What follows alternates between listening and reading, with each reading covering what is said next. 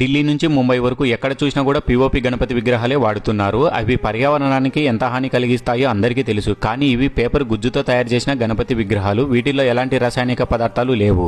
తెలుగు రాష్ట్రాలలో మొట్టమొదటిసారిగా పేపర్తో తయారు చేయబడిన లైట్ వెయిట్ గణేష్ విగ్రహాలు. పేపర్లను బాగా నానబెట్టి మెత్తగా గ్రైండింగ్ చేసి ఆ గుజ్జుతో తయారు చేస్తారు.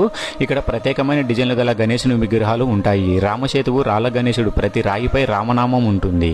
అంతేకాదు ప్రత్యేకమైన డిజైన్లు ఎలక వాహనము, అరటిపండు వాహనము, శివలింగం వాహనము, రథము, పుష్ప వాహనము, ఉయ్యాల, కారు వాహనము, పడవ వాహనము, ఇలా చాలా డిజైన్లు అందుబాటులో ఉన్నాయి.